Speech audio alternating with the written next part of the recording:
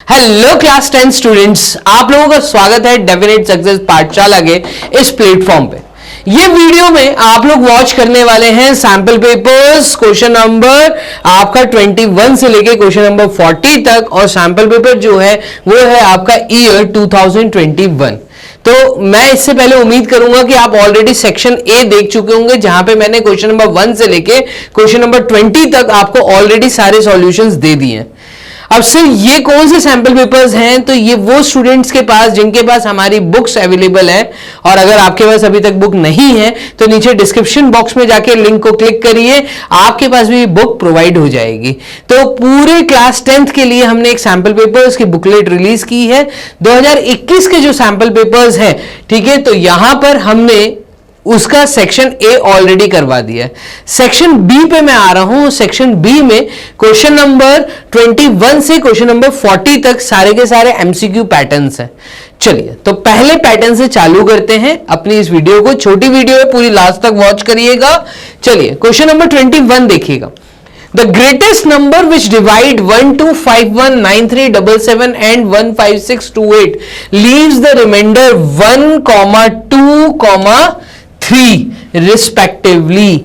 ये बोल रहा है वो सबसे बड़ा नंबर बताइए जिसको 12519377 को वो नंबर डिवाइड कर पाए। ठीक है, मतलब इन तीन नंबर्स को वो नंबर डिवाइड कर पाए, वो नंबर अपने आप में सबसे बड़ा नंबर हो, और जब वो डिवाइड करे तो वो रिमाइंडर छोड़े 1, 2 एंड 3। आप मेरी बात समझिएगा, रिमाइंडर बचा है तो क्यों ना मैं पहले ही नंबरों में से रिमाइंडर को हटा दूं। देखिए, यहां पे ग्रेटेस्ट नंबर पूछा है तो मुझे कुल मिला के हाईएस्ट कॉमन फैक्टर निकालना है, लेकिन किसका निकालना है?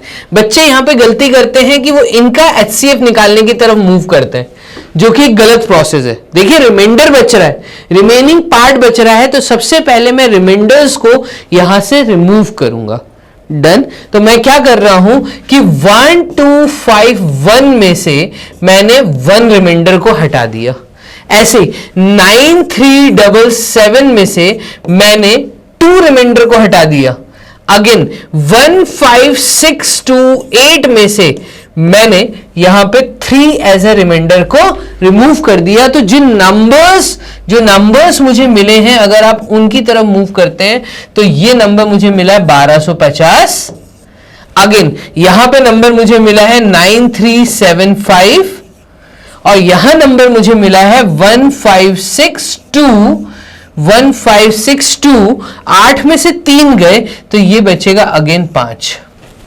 मुझे इन नंबर्स के हाईएस्ट कॉमन फैक्टर देना है, और वो अपने आप में ग्रेटेस्ट नंबर होगा, जो कि इन सब नंबर्स को डिवाइड करेगा और रिमाइंडर ये छोड़ेगा।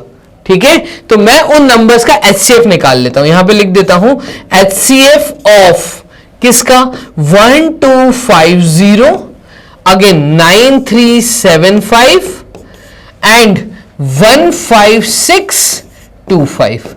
चलिए, इनका हाईएस्ट कॉमन फैक्टर निकालते हैं।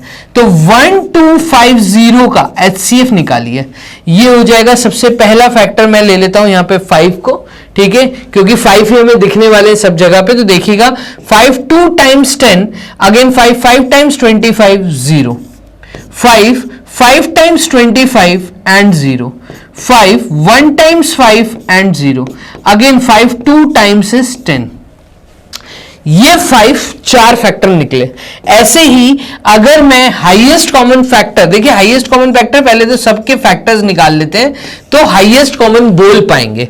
ठीक है, यहां पे 5 से पहले मैं डिवाइड कर रहा हूं। 5 1 टाइम्स इज 5, बचा 43, 5 8 टाइम्स इज 40, अगेन 37, तो 37 मेरे ख्याल से 5 7 टाइम्स 35, और 5 times is 25, again 5 3 times is 15, यहां पे बचा तुम्हारा 37, 5 7 times is 35, 5 times is 25, again 5 7 times is 35, 5 times is 25, again 5 1 times is 5 and 5 times is 25 and 5 3 times is 15।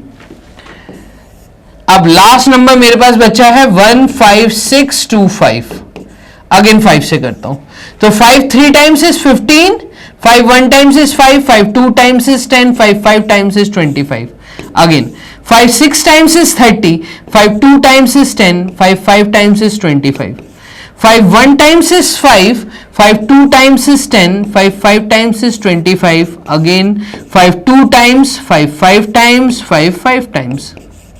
मैं एक चीज नोटिस कर रहा हूं, अगर आप ध्यान से देखें तो यहां पे 4 5 है, यहां पे भी 4 बार 5 आया है, यहां पे भी 4 बार 5 आया है, और HCF यहां पर जो निकल के आएगा वो आएगा 5 इंटू 5 इंटू 5 इंटू 5. ये आपका हाईएस्ट कॉमन फैक्टर है, जिसको मैं कहूंगा it is the greatest number which divides this 3 numbers and leave the remainder as 1 2 and 3. Done. कौन से 3 नंबर्स? वो ये 3 नंबर्स हैं, 1251 9377 15628. जब इन तीनों नंबर्स को मैं इससे मल्टीप्लाई करूंगा, सॉरी डिवाइड करूंगा, तो यहां पे सर ये क्या आया? तो मैं कहूंगा 25 मल्टीप्लाइड विद 25 इज 625. तो यहां पे मेरा आंसर है डी ऑप्शन. मैं डी ऑप्शन पे टिक करूंगा और आगे मूव करूंगा. प्रॉपर सॉल्यूशन दिया मैंने आपको, क्वेश्चन नंबर 21 समझाया है. आपको तैयारी करनी है बोर्ड एग्जाम्स के लिए. डेफिनेटली मुझे ऐसा लगता है कि क्वेश्चंस आपको मैक्सिमम हमारे इन सैंपल पेपर्स में दिखने वाले हैं. ठीक है, चलिए मूव करते हैं क्वेश्चन नंबर 22 की तरफ. Next question, which of the following can not be the probability of an event. Probability of an event, हमेशा याद रखना, स्टेटमेंट तुम्हें 8th क्लास से सिखाया जा रहा है. 8th 9th 10th क्लास में एक कॉमन स्टेटमेंट सिखाया गया है प्रोबेबिलिटी के अंदर कि probability of anything, any event lies between 1 and 0. ठीक है, दैट मीन्स प्रोबेबिलिटी की जो वैल्यू है वो कभी 0 से छोटी नहीं होती. ठीक है, 0 से छोटी नहीं है और 1 से बड़ी नहीं है. प्रोबेबिलिटी 0 या 1 होती है. ठीक है, प्रोबेबिलिटी 0 या 1 होती है या इसके बीच में लाई करती है. 0 से छोटी मतलब नेगेटिव वैल्यू नहीं होगी, और 1 से बड़ी मतलब यहां पर किसी भी तरह का 1.002 भी नहीं होगी. 1 से बड़ी होती ही नहीं है प्रोबेबिलिटी की वैल्यू. तो या तो चीज होगी या चीज नहीं होगी. तो जब भी आप प्रोबेबिलिटी ऑफ एन इवेंट को कैलकुलेट करते हैं तो हमेशा याद रखिएगा, आपको यहां पर यह स्टेटमेंट याद रखना है कि probability is never less than 0, not greater than 1. ठीक है, अगर मैं ऑप्शंस पे जाता हूं तो देखिए 0.01 ये प्रोबेबिलिटी हो सकती है.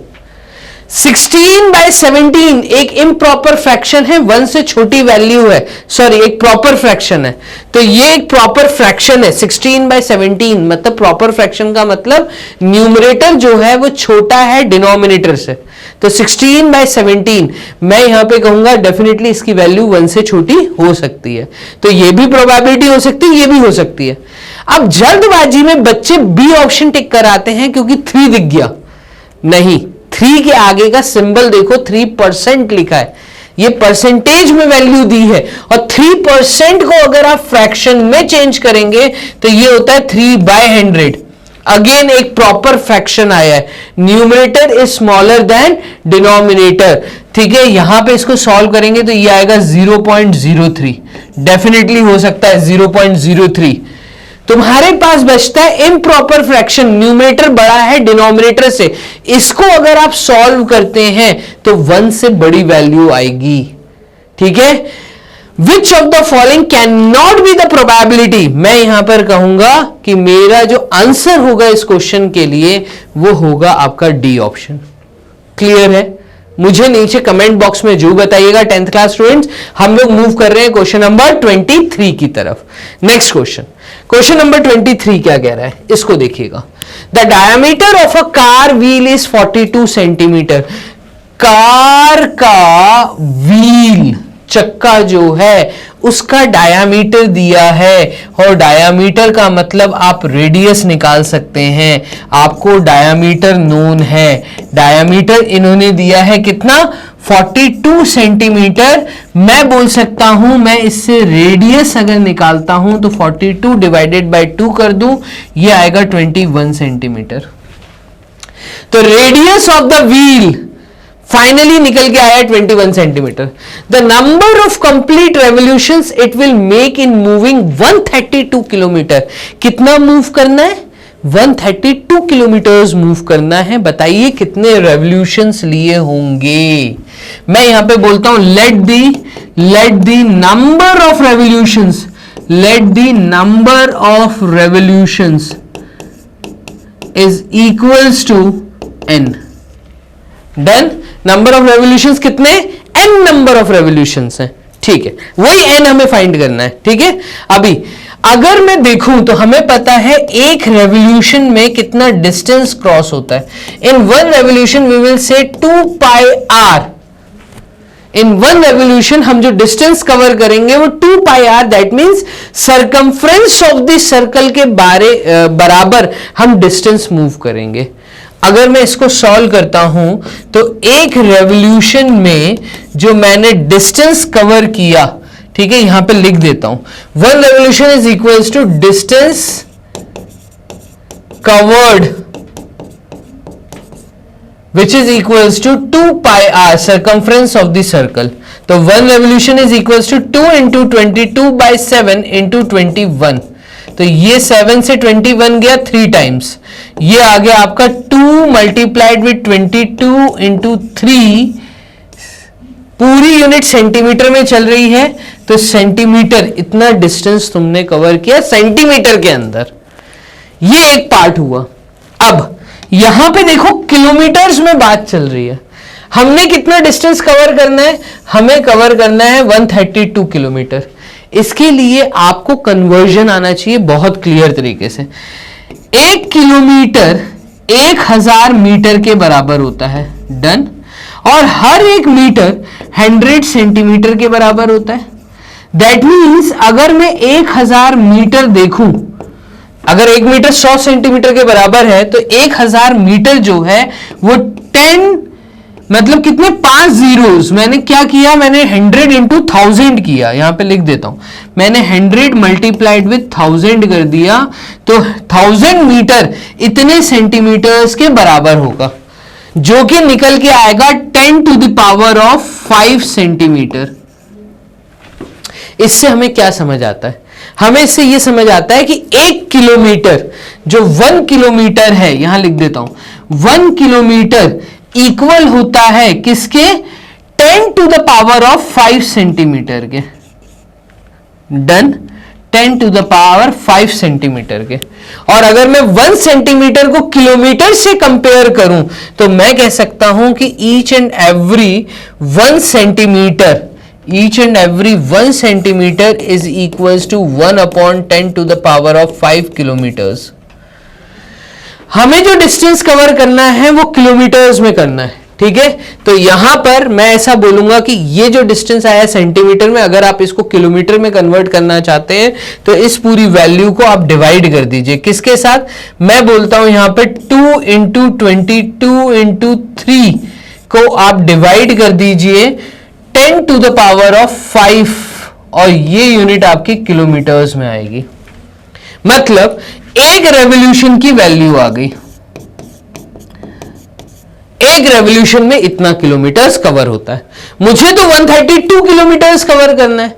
दैट मीन्स इस पूरी वैल्यू के साथ 132 का मल्टीप्लीकेशन होगा तो n नंबर ऑफ रेवोल्यूशंस आएंगे। इन n रेवोल्यूशंस आपको अगर ये पता करना है कि कितना, तो हमने क्या किया फिर से एक बार देख लेते हैं। डायमीटर 42 दिया था, रेडियस 21 था, ठीक है। नंबर ऑफ रेवोल्यूशंस को मैंने n मान लिया। 1 किलोमीटर 1000 मीटर के बराबर होता है, हर 1 मीटर 100 सेंटीमीटर के बराबर है। मतलब 1000 मीटर जो है वो 10 to the power of 5 centimetre के बराबर है। तो मैंने ये स्टेटमेंट आपको दिया कि क्योंकि 1000 मीटर 1 किलोमीटर के बराबर है तो 1000 मीटर की जगह हम 1 किलोमीटर लिख सकते हैं। 1 kilometre 10 to the power of 5 centimetre के बराबर होगा। यहां तक आपको समझ आया? देन हमने एक स्केल लिखा यहां पर, हमने ये 1 centimetre 10 to the power of 5 को नीचे ले आए और 1 सेंटीमीटर में इतने किलोमीटर्स होते हैं, तो इतना सेंटीमीटर कितने किलोमीटर के बराबर होगा? क्योंकि एक रेवोल्यूशन, हमारा जो आंसर निकल के आया है वो सेंटीमीटर्स में निकल के आया है। हमें इस सेंटीमीटर को किलोमीटर में चेंज करना है। तो अगर 1 सेंटीमीटर इतने किलोमीटर के बराबर है तो 1/10⁵ को इसके साथ मल्टीप्लाई कर दीजिए, आपको एक रेवोल्यूशन इतने किलोमीटर्स के बराबर मिलेगा। अब 1 रेवोल्यूशन, आपको n नंबर ऑफ रेवोल्यूशंस निकालने, तो n नंबर ऑफ रेवोल्यूशंस मतलब यहां पर आप 2 को मल्टीप्लाई करोगे 22 into 3/10⁵ multiplied with n revolutions में कितना किलोमीटर डिस्टेंस कवर हुआ, ये फॉर्मूला हम दे सकते हैं, इतना किलोमीटर कवर होगा, डन, इंटू n कर दिया। अब इसकी वैल्यू ऑलरेडी तुम्हें दी है क्वेश्चन में, वो दी है 132 किलोमीटर। तो इस पूरे स्टेप को मैं एक शीट लेके कर रहा हूं, दैट मींस 132 किलोमीटर इसका आंसर आएगा। किसका? इस स्टेटमेंट का। 2 into 22 into 3, 2 into 22 into 3 upon 10⁵ into n, और हमें ये n निकालना है। इस n को निकालने के लिए हम करेंगे 132 multiplied with 10⁵ upon 2 multiplied with 22 into 3 will give you total number of revolutions made. चलिए यहां पे 3 से इसको कैंसिल आउट करते हैं, तो 3 4 times is 12 and 3 4 times is 12, done. Again 22 and 44 11 से कैंसिल आउट हुआ, 11 2 times is 22 and 11 4 times is 44, 2 into 2 is 4, तो ये दोनों 2s इस 4 को कैंसिल आउट कर देंगे। That means number of revolutions जो बनाए हैं, जो किए हैं हमने, वो 10⁵ रेवोल्यूशंस हमारा आंसर है। पीछे ऑप्शन में आते हैं 10⁵, 10⁵ ये दिख रहा है हमें बी ऑप्शन में, क्लियर। तो हमने टोटल 23 क्वेश्चंस यहां तक देख लिए हैं। ये वीडियो स्टार्ट हुई है क्वेश्चन नंबर 21 से, तो टोटल 3 क्वेश्चन इस वीडियो में कवर किए। सेक्शन बी आप लोग देख रहे हैं, सेक्शन ए ऑलरेडी मैं वीडियो आपको पहले दे चुका हूं, सेक्शन बी के 3 क्वेश्चन हमने कर लिए हैं अटेम्प्ट। चलिए मूव करते हैं क्वेश्चन नंबर 24 की तरफ। क्वेश्चन नंबर 24 देखिएगा क्या दिया है। If theta is an acute angle and tan theta plus cot theta is 2, इन्होंने बोला कि tan theta plus cot theta की जो वैल्यू है वो 2 है। तो आप बताइए sin cube theta plus cos cube theta की वैल्यू क्या होगी, ये हमें निकालनी है। ठीक है, तो इसको सॉल्व करते हैं। देखिएगा tan theta plus cot theta को फ्रैक्शन में लिखूंगा तो ये आएगा 1/tan theta which is equal to 2। इसको सॉल्व करूंगा तो एलसीएम लूंगा, नीचे आएगा tan theta. tan theta when multiplied with tan theta will give you tan square theta plus 1 equals to 2। ये tan थीटा 2 के साथ मल्टीप्लाई हो जाएगा तो ये हो जाएगा tan square theta plus 1 equals to 2 tan theta. और ये 2 tan थीटा अगर इधर आएगा तो ये हो जाएगा एक equation, tan square theta minus 2 tan theta plus 1 equal to 0। Clear है। अब ये जो माइनस 2 tan थीटा सेंटर में दिख रहा है, वो पहला वाला जो मुझे टर्म दिख रहा है वो है tan स्क्वायर थीटा। अगर मैं यहां पे इसको इक्वेशन को मिडिल टर्म स्प्लिट की नजर से देखूं या आइडेंटिटी की नजर से देखूं तो मुझे ये दिख रहा है, देखो a स्क्वायर, ठीक है, minus 2ab plus b square. तो यहां पे आइडेंटिटी मुझे दिख रही है, ये आइडेंटिटी बन जाएगी tan थीटा माइनस 1 का whole square equal to 0। That means tan theta is equal to 1। तो यहां पे मुझे मिला tan थीटा की वैल्यू 1, और tan थीटा की वैल्यू 1 होती है 45 डिग्री पे। दैट मींस थीटा की वैल्यू 45 डिग्री आ गई। ये क्लियर है। अब अगर मैं sin 45 डिग्री पे जाता हूं तो sin 45 degree will give you 1/√2 और cos 45 डिग्री भी आपको वैल्यू देगी 1/√2। इन दोनों को अगर मैं यहां पे डाल दूं जिसकी वैल्यू आपको निकालनी है, तो ये आपका हो जाएगा 1/√2 का होल क्यूब प्लस 1/√2 का अगेन होल क्यूब। इसकी वैल्यू हमें निकालनी है, तो ये हम निकाल लेते हैं। देखिएगा कैसे, 1/√2 का क्यूब अगर मैं देखूं तो ये आएगा 1/2√2 प्लस 1/√2 का क्यूब देखूं तो ये आएगा 1/2√2 अगेन 2√2 इसका अगर मैं एलसीएम ले लूं तो ऊपर आ जाएगा 2। मेरा आंसर है 1/√2। क्या आंसर आया? 1/√2। तो कुल मिला के मेरा आंसर है 1/√2, जो कि यहां ऑप्शन में मुझे कहीं नहीं दिख रहा। तो बच्चे यहां हो जाते हैं कंफ्यूज, सर हमारा तो गलत आया। गलत नहीं आया, दिमाग लगाइए, थोड़ा सा लॉजिक लगाना है। 1/√2 आपका आंसर है ना, दैट मीन सी आंसर है आपका। आप लोगों ने रैशनलाइजेशन सीखा है। 1/√2 can be written as what? 1/√2 का मतलब है नीचे भी √2 का मल्टीप्लीकेशन करो, ऊपर भी √2 का मल्टीप्लीकेशन करो, तो ये आएगा √2/2। कुल मिला के हमारा आंसर सी ऑप्शन है √2/2। तो 1/√2 आया था, हम सी ऑप्शन पे टिक करेंगे और आगे चलेंगे। तो टोटल 24 तक आपने देख लिया। मूव करते हैं क्वेश्चन नंबर 25 की तरफ। नेक्स्ट क्वेश्चन क्या है? क्वेश्चन नंबर 25 देखिएगा। The ratio in which this line divides the line segment joining the points 1,3 and 2,7 is। हमें एक लाइन की इक्वेशन दी है, ठीक है। The ratio in which the line this divides the line segment joining this points 1,3 and 2,7। देखो यहां पे section formula हमें समझ आता है। अगर आपको सेक्शन फॉर्मूला का बेसिक ज्ञान है तो सेक्शन फॉर्मूला कहता है कि लेट अस अज्यूम कि x, y एक ऐसा पॉइंट है जो कि डिवाइड कर रहा है एक ऐसी लाइन को जिसके दो एंड पॉइंट्स गिवन है। दो एंड पॉइंट्स गिवन है, एक लाइन के दो एंड पॉइंट्स गिवन है, ठीक है। एक एंड पॉइंट गिवन है x, y1, x1, y1 और एक पॉइंट गिवन है x2, y2, ठीक है। तो एक पॉइंट है जो कि x, y पॉइंट है जो कि इस लाइन को डिवाइड कर रहा है। किस रेशियो में ये पॉइंट डिवाइड कर रहा है? इसको m/n के रेशियो में, m/n के रेशियो में। मान लीजिए ऐसी एक सिचुएशन दी है, तो हमें इस क्वेश्चन में लाइन की इक्वेशन दी है और हमने सेक्शन फॉर्मूला में पढ़ा है कि किसी भी लाइन को अगर कोई पॉइंट डिवाइड करता है m/n के रेशियो में, तो उस पॉइंट के जो कोऑर्डिनेट्स दिए जाते हैं, दैट मींस x, y के जो कोऑर्डिनेट्स होंगे वो देने का तरीका हमें पता सिखाया गया है सेक्शन फॉर्मूले में। ये हमें सिखाया गया है कि mx2 प्लस क्या था आगे, n(x1) अपॉन m+n। ये x की वैल्यू है, कॉमा y का ऑर्डिनेट हम देते हैं my2 plus ny1 upon m+n।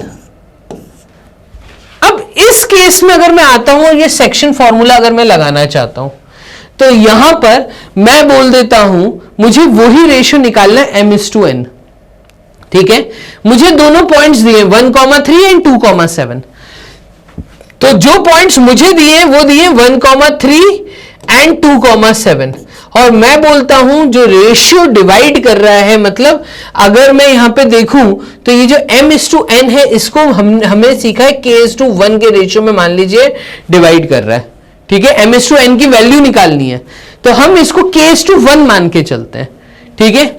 तो k/1 अगर इसको डिवाइड कर रहा है तो इसके कोऑर्डिनेट्स हम कैसे देंगे? देखो लाइन, जिस लाइन को डिवाइड कर रहा है उस लाइन के दोनों एंड पॉइंट्स दिए हुए हैं, मतलब x1, y1, x2, y2 दिया हुआ है।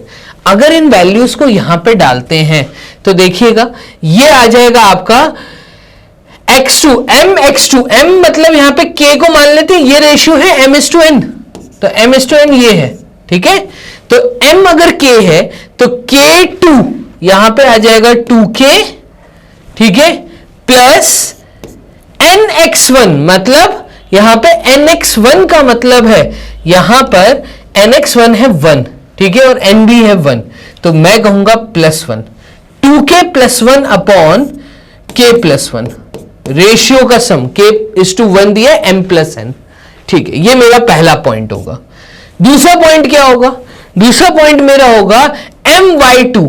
my2 का मतलब k जो है वो 7 के साथ मल्टीप्लाई होगा तो 7k आएगा, ठीक है, 7k प्लस ny1। ny1 का मतलब है यहां पे y1 है 3, तो 1 × 3 इज 3, 7k + 3 अपॉन k + 1। ये मेरे कोऑर्डिनेट्स आए, ये मेरे कोऑर्डिनेट्स आए। अब मैं क्या करूंगा? मैं इन कोऑर्डिनेट्स को, क्योंकि ये लाइन को डिवाइड कर रहा है तो ये कोऑर्डिनेट्स इस लाइन में x और y को जस्टिफाई करने चाहिए, इन कोऑर्डिनेट्स को उठा के यहां डाल दूंगा। मतलब 3 multiplied with 2k + 1 upon k + 1, x की वैल्यू प्लस y की वैल्यू आ जाएगी 7k + 3 अपॉन k + 1 -9 = 0। इसको आप सॉल्व करोगे ना, यहां से आपको k की वैल्यू मिलेगी, ठीक है। तो चलिए इसको सॉल्व करते हैं, और यहां पे सॉल्व करने के लिए हम एक काम करते हैं, इस 3 को अंदर मल्टीप्लाई कर देते हैं। तो ये हो जाएगा आपका 3 × 2 is 6, 6k plus 3 × 1 is 3 upon k + 1 plus 7k + 3 upon k + 1 which is equals to 9। ये -9 को मैं वहां ले गया, एलसीएम ले लेता हूं, तो एलसीएम k + 1 आएगा, एक्स्ट्रा शीट पे कर लेते हैं। एलसीएम मेरा आएगा k + 1, और ऊपर न्यूमरेटर में मेरा क्या आएगा?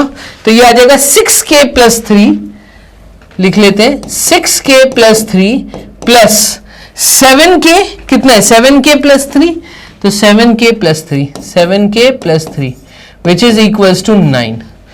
ये k + 1 वहां चला जाएगा, ये ऐड हो जाएगा 6 और 6 12 और 13, 13k + 6 is equals to 9k + 9। ये 9k को इधर ले आओ, तो 13k - 9k which is equals to 9 - 6। Solve कर दीजिए, 13 में से 9 गए तो ये बचा 4k which is equal to 9 - 6 is 3, तो k की वैल्यू यहां पर आ रही है 3/4। यही आपसे पूछा था, मैं कहूंगा रेशियो यहां पर निकल के आ रहा है 3:4, और 3:4 अगर मैं ऑप्शन में आता हूं तो वो आंसर है मेरे पास सी ऑप्शन। मैं सी ऑप्शन पे टिक करूंगा, आगे मूव करूंगा। हमने इस क्वेश्चन को सॉल्व किया है सेक्शन फॉर्मूले से। चलिए मूव करते हैं क्वेश्चन नंबर 26 की तरफ। देखिएगा क्या कह रहा है ये, if x - 1 is a factor of the polynomial x³ + ax² + 2b and a + b = 4, then बताओ a और b की वैल्यू क्या है। अगेन एक बहुत प्यारा सवाल, देखो आपको बोला है x1 is a factor of the polynomial, क्या बोला है x - 1 is factor of polynomial।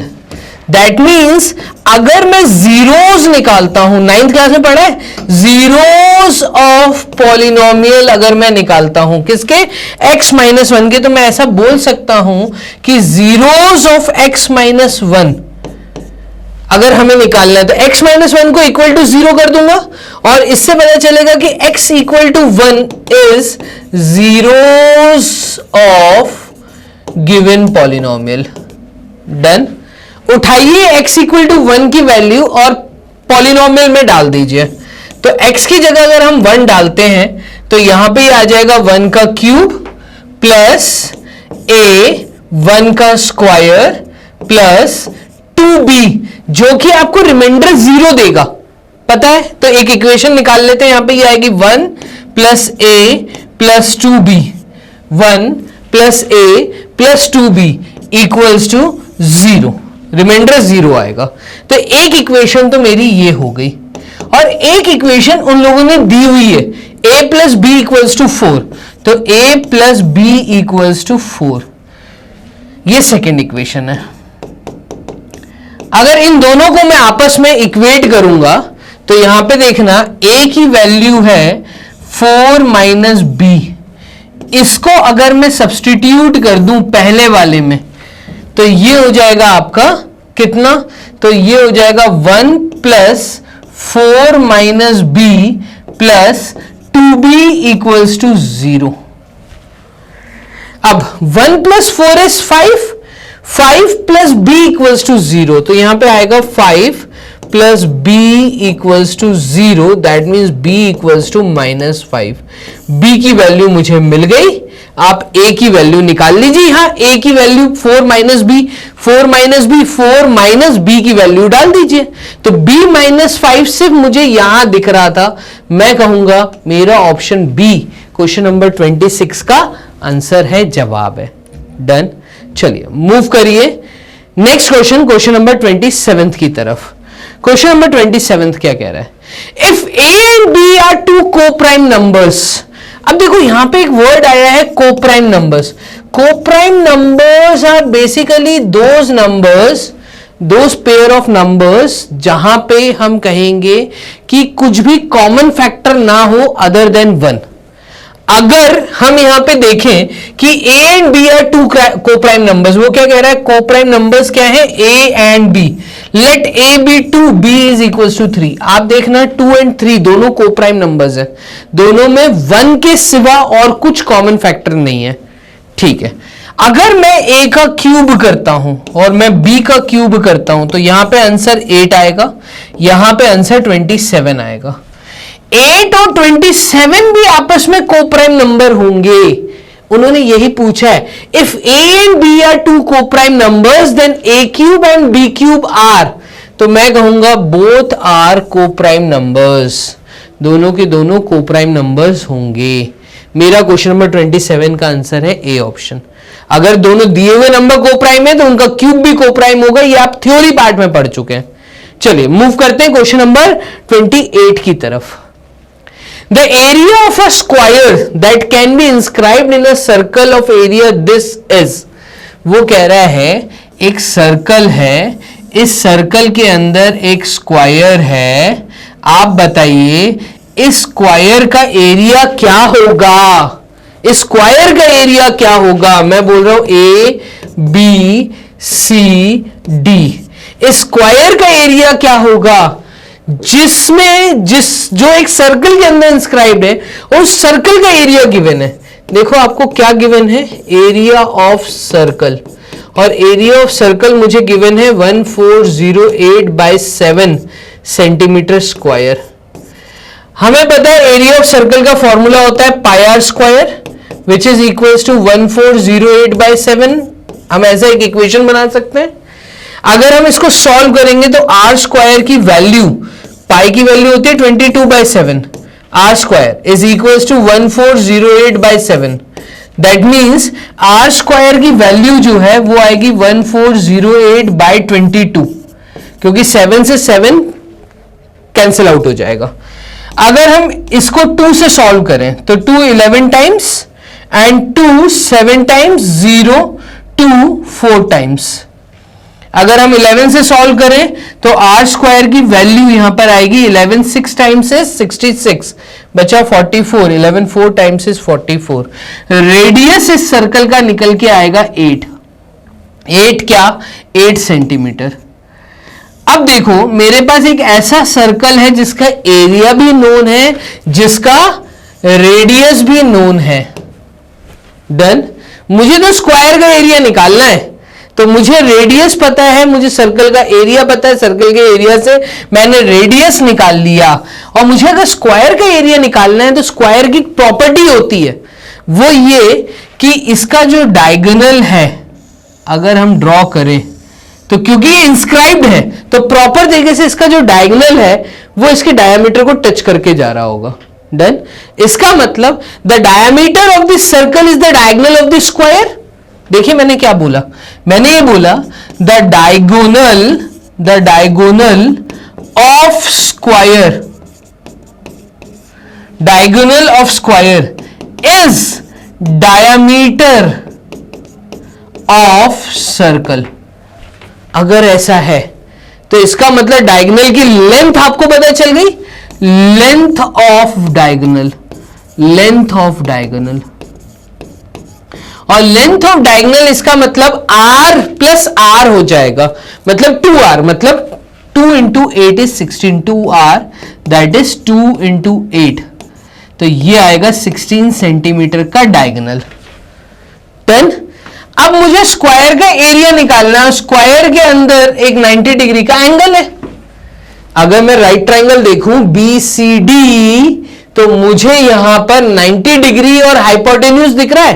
Pythagoras theorem लगा दीजिए। तो यहां पे 16 का square is equals to, square में DC और BC इक्वल होंगे, let it be x and x।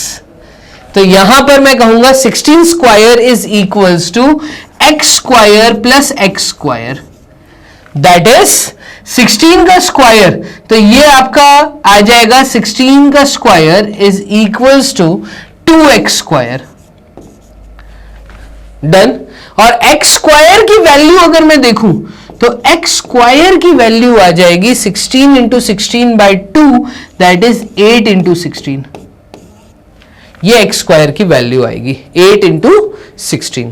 अच्छा, अगर x निकालना है, साइड निकल आएगी, तो साइड कितनी निकल आई, 2 मिनट होल्ड करिए यहां पर।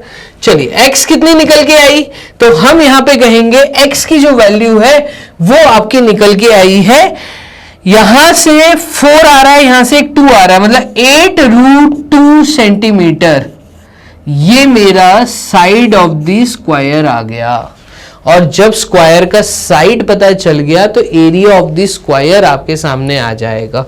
ब्लैंक शीट लेके बताऊं, area of square. Now area of square is equals to 8√2 multiplied with 8√2, side multiplied with side, that is 64 into 2, that is 128 centimeter square will be the area of square।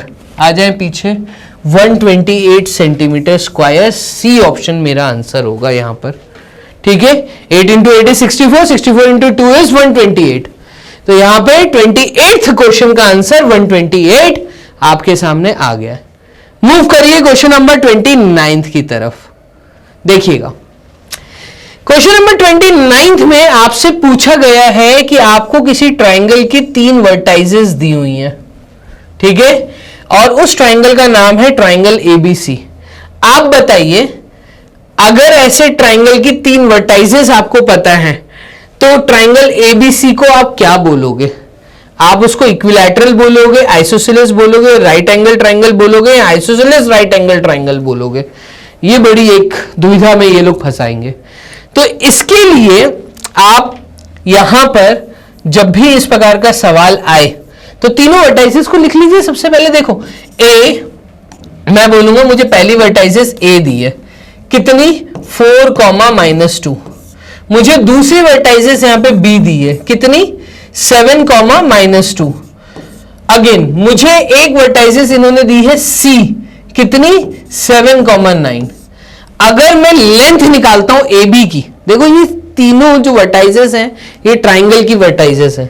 मेरे सामने triangle है जिसकी 3 vertices है, ABC, और मुझे अगर length AB की निकालनी है यूजिंग द वर्टाइसेस, तो हमें फॉर्मूला पता है, AB की लेंथ कितनी होगी, तो ये हो जाएगी रूट के अंदर 7 - 4, तो 7 - 4 का स्क्वायर एडेड विथ -2 + 2, तो -2 + 2 का स्क्वायर, जो कि हमारी वैल्यू निकल के आएगी 7 - 4 इज व्हाट, 3 का स्क्वायर, दैट मींस √9, और √9 की वैल्यू आएगी 3।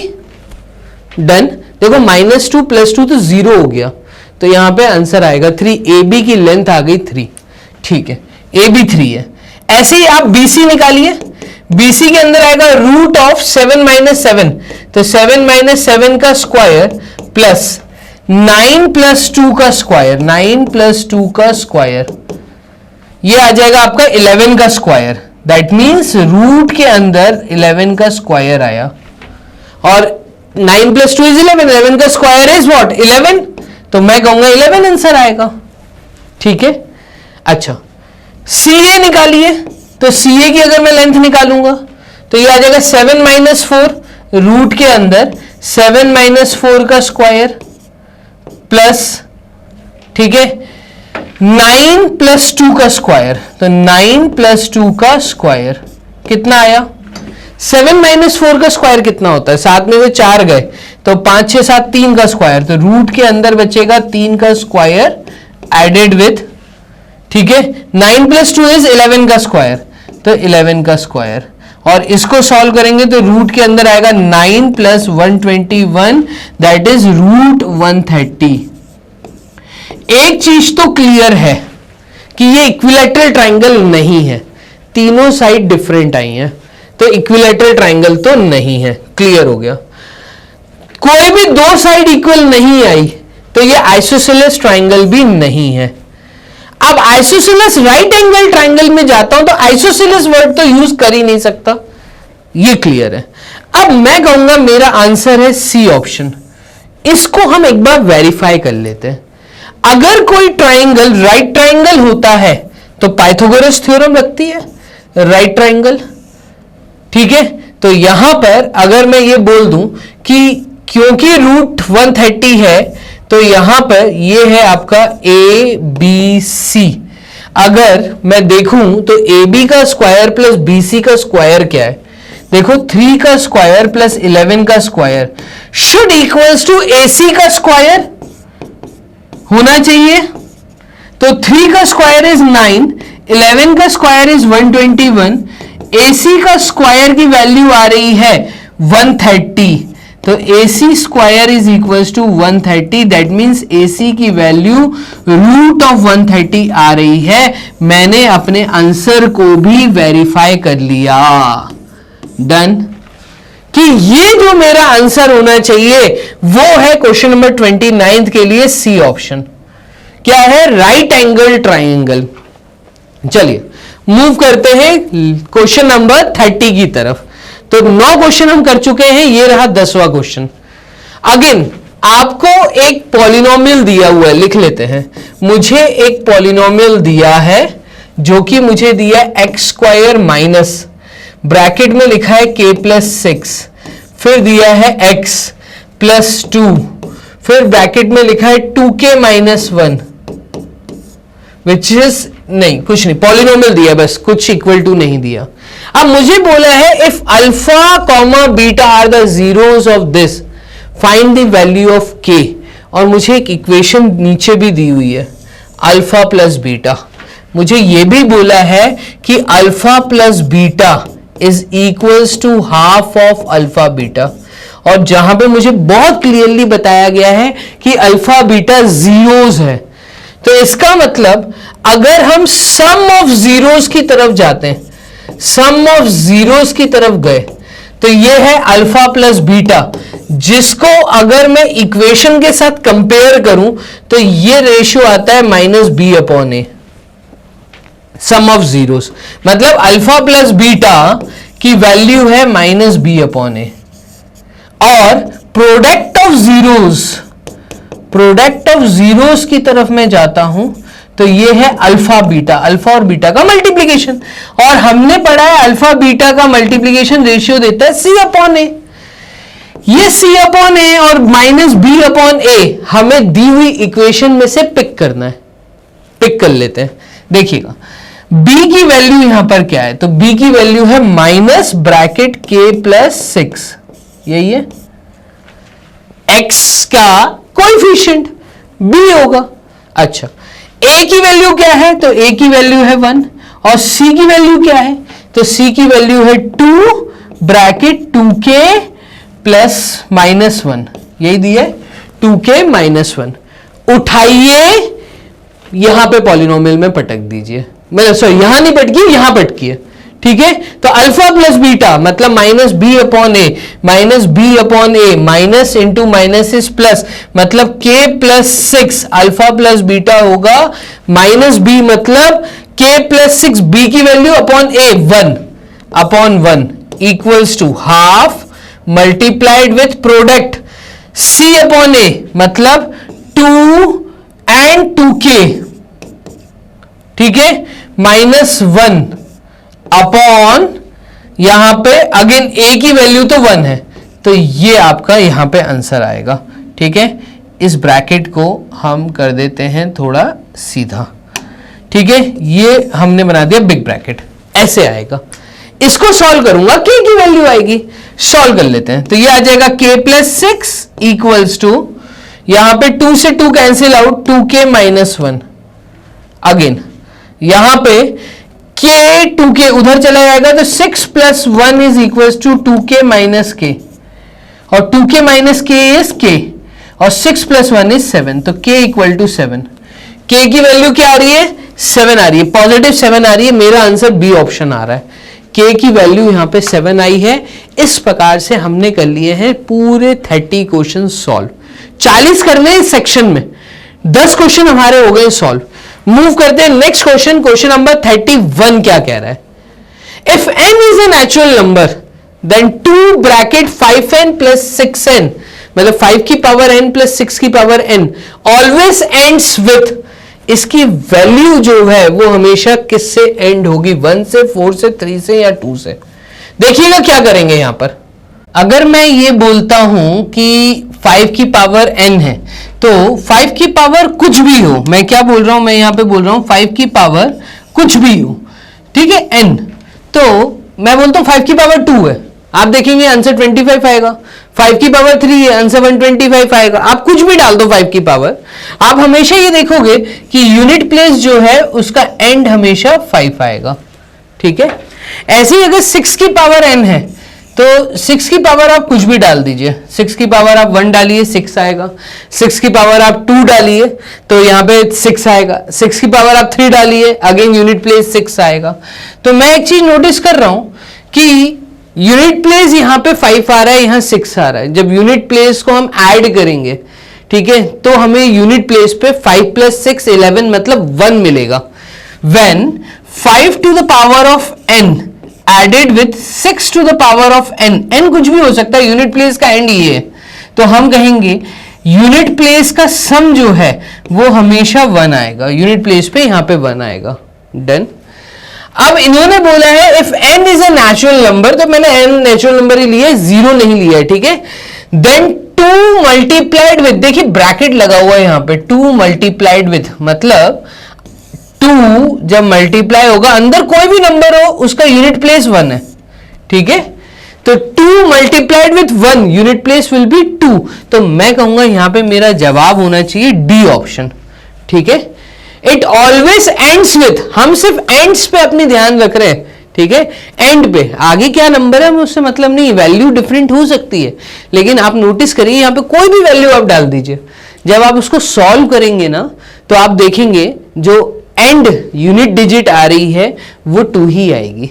चलिए मूव करते हैं क्वेश्चन नंबर 31 की तरफ। क्वेश्चन नंबर 31 क्या कह रहा है, सॉरी 32 क्या कह रहा है? The line segment joining the points this and this is divided by the y axis in what ratio? किससे डिवाइड हुई है? अभी ऐसा ही एक क्वेश्चन मैंने पीछे भी किया था।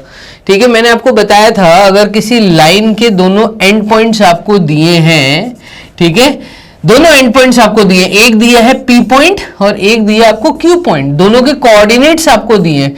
ये दिया -3,2 और ये आपको दिया है 5,7।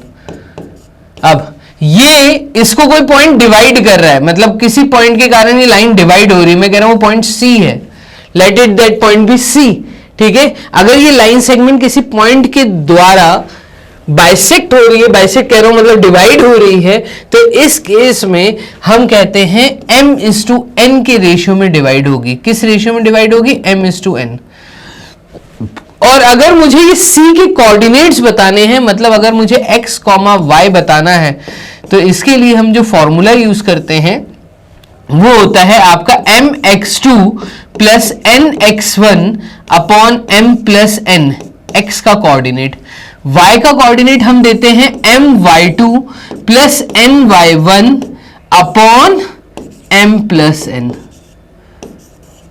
हमें यहां से कुछ नहीं करना, हमें सिंपली यहां से P और Q की वैल्यूज को यहां डालना है। मुझे m/n पता चल जाएगा। लेकिन एक यहां पर छोटा सा ये वाला ट्विस्ट दे दिया इन्होंने। क्या ट्विस्ट दिया है? Divided by the y axis. अगर y एक्सिस द्वारा डिवाइड हो रही है इसका मतलब x का जो कोऑर्डिनेट होगा उसकी वैल्यू 0 होगी। आप बात को समझना कि यहां पे ये कह रहा है एक लाइन सेगमेंट है, ये आपका कार्टेशियन प्लेन है, ठीक है। एक लाइन सेगमेंट कुछ इस प्रकार से बनी हुई है, ठीक है। तो यहां पर हम कहेंगे is divided by the y axis. y axis से वो लाइन सेगमेंट डिवाइड हो रही है। तो यहां पर हम कहेंगे लाइन जो बनेगी वो कुछ इस प्रकार से बनेगी, ठीक है। यहां पे स्टैंडिंग पोजीशन बनेगी तो x की जो तुम्हारी ये आएगी वैल्यू वो यहां पर हमें मिलेगी क्या? 0, ठीक है। मतलब y एक्सिस के द्वारा डिवाइड हो रहा है। तो यहां पर हम कहेंगे कुल मिला के जो x का कोऑर्डिनेट होगा उसकी वैल्यू 0 होगी।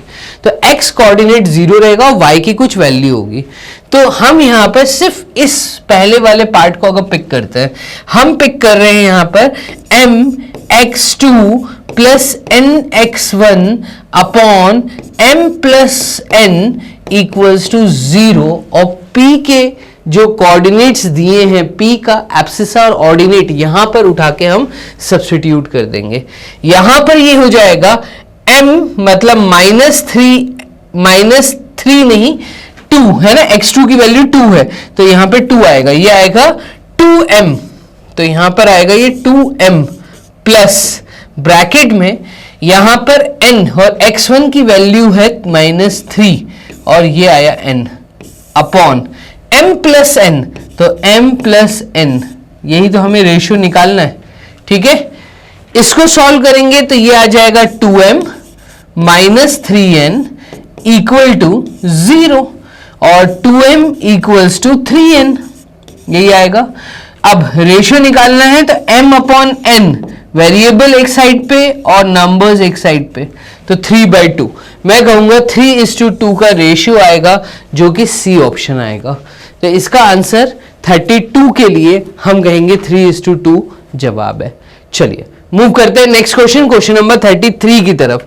क्वेश्चन नंबर 33 कह रहा है आपको if a cot theta plus b cosec theta is p, if a cot theta plus b cosec theta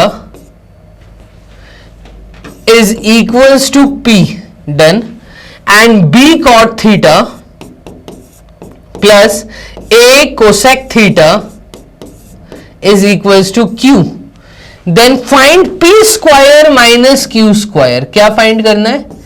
p square minus Q square की वैल्यू निकालनी है। अब p square minus Q square कब आएगा? जब आप दोनों साइड पे स्क्वायरिंग कर देंगे। अगर मैं दोनों साइड पे स्क्वायरिंग करता हूं दोनों इक्वेशंस में, on squaring both sides, on squaring both sides, देखिएगा अगर मैं यहां पे स्क्वायरिंग कर दूं तो ये हो जाएगा आपका p square is equals to a cot theta plus b cosec theta, यही होगा का होल स्क्वायर, और q स्क्वायर की वैल्यू हो जाएगी b cot theta plus a cosec theta का होल स्क्वायर अगेन। अब p स्क्वायर मिल गया, q स्क्वायर मिल गया, इनके बीच में माइनस का साइन है, दैट मीन्स इस इक्वेशन को अगर मैं फर्स्ट इक्वेशन बोल दूं और इस इक्वेशन को अगर मैं सेकंड इक्वेशन बोल दूं तो यहां पे 1 माइनस 2 या 2 माइनस 1 हम कर सकते हैं। तो 1 माइनस 2 अगर मैं करूंगा 1 माइनस 2 में p square minus Q square आएगा, तो मैं बोलूंगा on subtracting second from first, अगर हम ऐसे करें। अब देखिएगा अगर मैं ऐसे करता हूं तो ये आ जाएगा p square minus Q square. LHS में मैंने p square minus Q square किया, RHS की तरफ जाऊंगा तो यहां पे ये हो जाएगा इक्वल टू ब्रैकेट में a cot theta plus b cosec theta का whole square minus next bracket में b cot थीटा ठीक है, प्लस ए कोसेक थीटा का होल स्क्वायर, यही हो जाएगा। और प्लस का साइन ही हमें दिया हुआ है, यस, ठीक है। अब P square minus Q square है तो यहां नेगेटिव साइन है। अब देखिए मैं ब्रैकेट्स ओपन करूंगा, लेकिन पहले मैं आइडेंटिटीज लगाऊंगा, ए प्लस बी होल स्क्वायर, ए माइनस बी, ए प्लस बी होल स्क्वायर। तो यहां पे अगर मैं आइडेंटिटी लगाता हूं, एक ब्लैंक शीट ले लेता हूं, तो ये हमारा आएगा p square minus Q square is equals to, पीछे आ जाते हैं, ये है ए कॉट स्क्वायर थीटा, ठीक है। इसका जो आंसर आएगा वो कितना आएगा, तो यहां पे ये आ जाएगा ए कॉट थीटा का स्क्वायर, ठीक है। तो यहां पे आ जाएगा ए कॉट स्क्वायर थीटा। यहां पे आ जाते हैं नेक्स्ट शीट पे, ए पहली वाली टर्म ए कॉट थीटा का होल स्क्वायर प्लस, यहां पहले तो आप ब्रैकेट, अच्छा चलिए आइडेंटिटीज लगा रहे हैं हम, तो यहां पर हम लिख रहे हैं ए कॉट थीटा का स्क्वायर, बी कोसेक थीटा का square plus 2 A cot theta and B cosec theta. Done, पीछे आ जाते हैं, तो यहां पे हमें दिया A cot theta B cosec theta, ठीक है, 2 टाइम्स, तो ये आइडेंटिटी लगाई मैंने। और नेक्स्ट इसमें आएगा माइनस, ठीक है, यहां पे आ जाएगा बी कॉट थीटा का स्क्वायर, अगेन माइनस, यहां पर आपको दिया था बी कॉट थीटा, फिर था ए कोसेक थीटा, तो यहां पे आ जाएगा ए कोसेक थीटा का स्क्वायर, ठीक है। फिर उसके बाद माइनस, एक आइडेंटिटी, एक यहां पे टर्म बच गई, -2 बी कॉट थीटा, ठीक है, एंड ए कोसेक थीटा। तो ये पूरी टर्म इस पूरी टर्म के साथ कैंसिल आउट हो जाएगी, क्योंकि ये a b cot theta cosec theta और ये भी a b cot theta cosec theta आएगा, तो यहां पे ये पूरी टर्म कैंसिल आउट हो गई। हमारे पास जो बचा है वो बचा है P square minus Q square is equals to A cot theta का square plus B cosec theta का स्क्वायर माइनस ब्रैकेट में बी कॉट थीटा का square minus A cosec theta का स्क्वायर, ठीक है, ये हमारे पास बचा है। अब यहां पे हमारे पास क्या बचा उसको लिख लेता हूं, तो ये बचा है A square cot square theta plus B square cosec square theta minus B square cot square theta minus A square cosec square theta. Done. अभी यहां पे अगर मैं ध्यान से देखूं तो कॉट स्क्वायर थीटा और कोसेक स्क्वायर थीटा ही दिख रहा है मुझे, और मुझे एक चीज पता है कि cosec square theta minus cot square theta 1 होता है। तो यहां पे मैं एक काम करता हूं, देखो मैं क्या कर रहा हूं, मैं थोड़ा सा रीअरेंजमेंट कर रहा हूं। मैं कर रहा हूं b square cosec square theta minus B square cot square theta, फिर a square plus a square, sorry minus A square, ये लिख देते हैं, माइनस ए स्क्वायर कोसेक स्क्वायर थीटा और plus a square cot square theta लिख सकते हैं। तो cosec square theta cot square theta. अब देखो इसका रिलेशन बना रहा हूं मैं, इन दोनों में से बी स्क्वायर कॉमन लिया तो ब्रैकेट में बचेगा cosec square theta minus cot square theta. Again यहां पे अगर हम नोटिस करें तो हम माइनस का साइन कॉमन ले लेते हैं, ए स्क्वायर को कॉमन ले लेते हैं, ब्रैकेट में बचेगा cosec square theta minus cot square theta, यही बचेगा। और यहां पे अगर इसको सॉल्व करेंगे तो cosec square theta minus cot square theta 1 होता है, तो यहां पे ये आ गया बी स्क्वायर इंटू 1 माइनस ए स्क्वायर इंटू 1, और आंसर हमारा आ रहा है किस चीज का, P square minus Q square का। तो ये आंसर हमारे पास आ रहा है बी स्क्वायर माइनस ए स्क्वायर। इसको आपको ऑप्शन पे मार्क करना है और आगे मूव करना है। डन। चलिए अब हम मूव करते हैं नेक्स्ट क्वेश्चन, क्वेश्चन नंबर 33 या 34। तो 34th क्वेश्चन देखिएगा, 34 की तरफ। If the perimeter of a circle is half, अगर मैं सर्कल की पेरीमीटर की बात करूं, if the perimeter of a circle is half to that of a square, तो स्क्वायर का जो पेरीमीटर है अगर हम देखें तो यहां पे कंपैरिजन एक तो स्क्वायर और सर्कल के बीच में हो रही है। हमें क्या बोला है, if the perimeter of a circle is half to that of a square, तो हमें स्टेटमेंट बोला है पेरीमीटर ऑफ सर्कल मतलब circumference, perimeter of circle is का मतलब इक्वल टू का sign half of what, half to that of a square, तो perimeter of square, ये इन्होंने हमें बोला है यहां पर।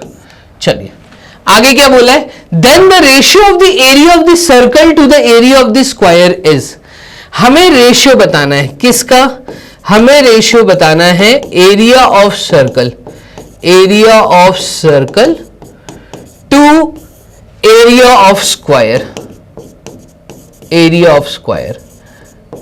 और अगर मैं एरिया ऑफ सर्कल पे आता हूं तो इसका फॉर्मूला होता है pi R square upon, area of square पे आता हूं तो इसका फॉर्मूला होता है 4a स्क्वायर, यही होता है। ठीक है, तो यहां पर आप कहेंगे कि सॉरी ये एरिया ऑफ स्क्वायर पूछा है आपसे, तो यहां पे ये आ जाएगा आपका सिर्फ a इंटू ए, मतलब a स्क्वायर आएगा, एरिया ऑफ स्क्वायर। ठीक है, ये फॉर्मूला, इसका रेशियो बताना है। अब ये बताने के लिए अगर मैं इस कंडीशन पे आता हूं तो ये कह रहा है perimeter of circle, that means circle का जो पेरीमीटर है वो इन्होंने बोला है half times perimeter of square, मतलब 4a इसके बराबर है। तो 2 से ये 4 कटा 2 टाइम्स, मतलब 2a जो वैल्यू है वो सर्कल का पेरीमीटर है, सर्कल का पेरीमीटर है मतलब सरकमफ्रेंस है, तो circumference of the circle is 2a। अगर सर्कल का सरकमफ्रेंस 2a है, ठीक है, जो कि एक्चुअली फॉर्मूला होता है 2 पाई r, ये इन्होंने बोला है। तो यहां पे मैं कहूंगा अगर इन दोनों को मैं आपस में कंडीशंस को देखूं तो 2 से 2 कैंसिल आउट हो जाएगा और रेडियस जो सर्कल का निकल के आएगा वो निकल के आएगा a बाय पाई, r की वैल्यू क्या निकल के आएगी, a बाय पाई। तो ये r equals to a by pi जो है, अगर इसको आप सब्सटीट्यूट करते हैं यहां पर तो ये हो जाएगा pi multiplied with r square का मतलब है a बाय पाई का whole square upon a square, यही होगा। और इसको अगर मैं ओपन करता हूं ब्रैकेट को, तो यहां पे पेन का कलर चेंज करके आपको दिखा देता हूं। चलिए इतने से एरिया में हम इसको सॉल्व करते हैं, तो यहां पे जो रेशियो निकल के आएगा वो निकल के आएगा pi multiplied with a square by pi square multiplied with 1 by a square. तो देखिए a स्क्वायर से a स्क्वायर कट गया, पाई से एक पाई कट गया, तो 1 अपॉन पाई आ रहा है, और पाई की वैल्यू होती है 22 बाय 7, तो यहां पे 1 के नीचे एक फ्रैक्शन आएगा 22 बाय 7 का, और इसको अगर आप सिंपल फॉर्म में लिखें तो ये 7 बाय 22 आएगा। मेरे हिसाब से जो आंसर आया है, जो रेशियो निकल के आया area of circle to area of square is 7 by 22, मतलब 7:22 निकल के आया है। आंसर्स देख लेते हैं, तो 7:22, यस, हमारा डी ऑप्शन हमें दिख भी रहा है। आपने समझा मैंने कैसे चीजों को सॉल्व किया, सिंपल सा लॉजिक लगाया। इन्होंने जो स्टेटमेंट दिया था perimeter of circle is equals to half the perimeter of square, उसको मैंने सॉल्व किया उनके फॉर्मूलाज से, सिंपल, और कुछ नहीं किया। ठीक है, तो इस प्रकार से हमने 34 क्वेश्चंस यहां पे कर दिए खत्म। मूव करते हैं क्वेश्चन नंबर 35 पे। ये कह रहा है अ dice is rolled twice, the probability that 5 will not come up either time is, मतलब एक बार भी 5 ऊपर ना आए, इसकी प्रोबेबिलिटी बताइए। अ डाइस इज रोल्ड ट्वाइस, कितनी बार रोल किया गया है, 2 टाइम्स ट्वाइस किया गया है। तो देखिएगा इस क्वेश्चन को कैसे करेंगे। हम कहेंगे कि यहां पे जो नंबर ऑफ आउटकम्स आएंगे, लिख लेते हैं, नंबर ऑफ आउटकम्स में मैं लिख रहा हूं वो होंगे 6 × 6 दैट इज 36 आउटकम्स होंगे। ऐसे आउटकम जिनमें 5 ना आए, चलो नोट कर लेते हैं। 5,1 नहीं आना चाहिए, 5,2 नहीं आना चाहिए, 5,3 नहीं आना चाहिए, 5,4 नहीं आना चाहिए और 5,5 नहीं आना चाहिए। अच्छा, अगर पहली डाइस पे कोई भी दूसरा नंबर आया, 1,5 नहीं आना चाहिए, 2,5 नहीं आना चाहिए, ठीक है, 3,5 नहीं आना चाहिए, 4,5 नहीं आना चाहिए। 5,5 तो हम काउंट कर चुके हैं, तो 1 2 3 4 5 6 7 8 9। और क्या नहीं आना चाहिए? अच्छा, एक 6 के साथ भी तो बनता है इसका, तो 5,6 नहीं आना चाहिए एंड 6,5 भी नहीं आना चाहिए। डन। तो यहां पे टोटल 11 ऐसे आउटकम्स हैं जो कि नहीं आने चाहिए। ठीक है, तो मैं कहूंगा टोटल नंबर ऑफ आउटकम्स जो नहीं आने चाहिए वो है 11/36। और क्योंकि प्रोबेबिलिटी 1 की होती है, प्रोबेबिलिटी ऑफ हम कहते हैं कि किसी चीज की होने की जो ये है प्रोबेबिलिटी है वो 1 है। ठीक है, आउट ऑफ दैट 1 अगर मैं माइनस कर दूं 11/36 को, क्योंकि ये वाले पार्ट नहीं आने चाहिए, तो क्या आने चाहिए? वो होना चाहिए 1 - 11/36। हम कहेंगे यहां पे जो हमारा आंसर आएगा ना वो आएगा 36 - 11/36। तो हमारा जवाब यहां पे आएगा 6 में से 1 गए 5 और 3 में से 2 गए, 3 में से 1 गया 2, 25/36। ऐसा कोई ऑप्शन है? यस, हमारा ऑप्शन है डी ऑप्शन। तो हम कहेंगे क्वेश्चन नंबर 35 का जो आंसर है ना वो है आपका डी ऑप्शन। चलिए मूव करते हैं इसके नेक्स्ट क्वेश्चन की तरफ।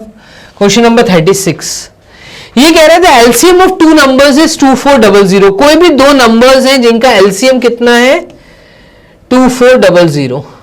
विच of the following can not be their HCF.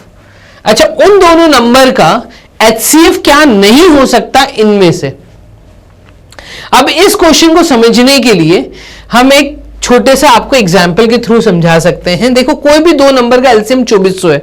मैं कोई भी 2 नंबर एट रैंडम ले लेता हूं। मैं ले लेता हूं, एक ले लेता हूं 6 और दूसरा ले लेता हूं 27। अगर इनके एलसीएम की तरफ गया मैं, देखिएगा इनका एलसीएम क्या होगा। तो इनका एलसीएम आप कहेंगे सर 6 और 27 का जो एलसीएम होता है वो होता है 2 3 टाइम्स इज 6 एंड 27, फिर 3 1 times is 3 3 9 times is 27 and 3 3 times is 9। That means इनका जो एलसीएम निकल के आएगा वो आएगा 27 × 2। डन। दैट मीन्स ये आ गया 2 × 7 इज 14, कैरी 1 74 एलसीएम। और इसका अगर हाईएस्ट कॉमन फैक्टर की तरफ जाऊंगा तो वो अलग अलग निकालना पड़ेगा। 6 के फैक्टर्स हैं 2 × 3 और 27 के फैक्टर हैं आपके यहां पर मैं कहूंगा 3 × 3 × 3। यही है, ठीक है, 3 1 टाइम्स 3, सॉरी 3 ये 9 टाइम्स आएगा और ये 3 3 टाइम्स आएगा। चलो, तो आप कहेंगे सर इसका जो एचसीएफ है वो 3 है। डन।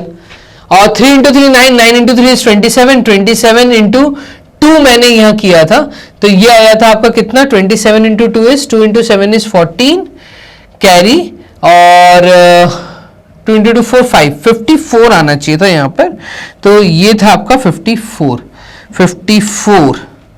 और आप एक चीज नोटिस करेंगे, ये जो 54 आया है ना ये एलसीएम आया है, और ये जो 3 आया है ना हाईएस्ट कॉमन फैक्टर आया है। That means highest common factor हमेशा एलसीएम का फैक्टर होगा। ठीक है, अगर मैं देखूं तो 3 इज द फैक्टर ऑफ 54। 3 54 को कंप्लीटली सॉल्व कर सकता है।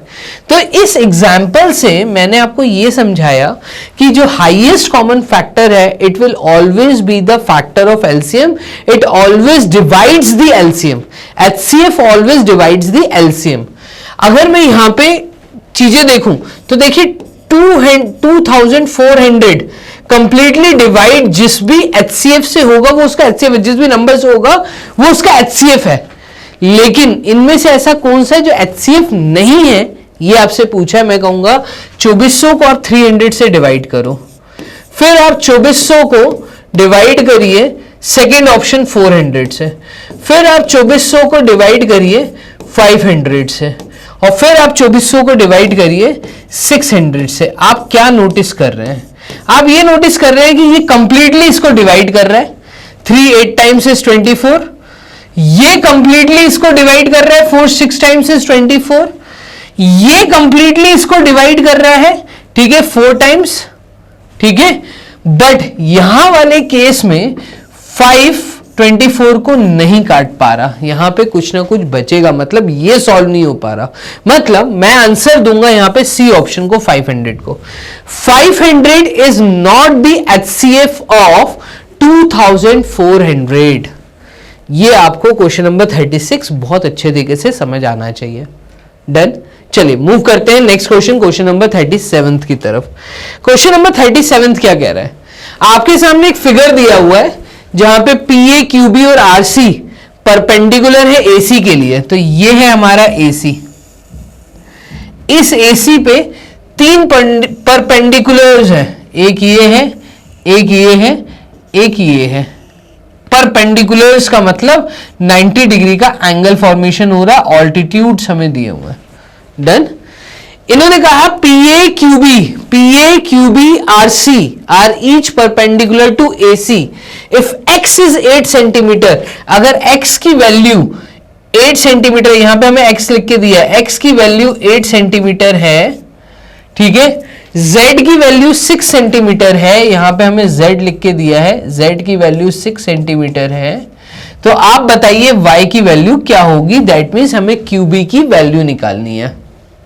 चलिए ठीक है, आप एक काम करिए, यहां पे अगर हम देखें तो हमें सिमिलर ट्राइंगल नजर आ रहा है। मैं सबसे पहले क्या कर रहा हूं, इस सब को रब करके आपको 2 अलग पेन से ट्राइंगल्स बना के दिखा रहा हूं। देखिएगा, मुझे QB निकालना है, ठीक है। तो मैं एक ट्राइंगल ले रहा हूं, यहां पर ट्राइंगल मैंने लिया ARC, AC और RC, ARC। तो मैं यहां पे बोल रहा हूं इन ट्रायंगल ARC, ठीक है। अब इस ट्रायंगल के अंदर अगर हम देखें तो AQB एक और ट्रायंगल दिख रहा है।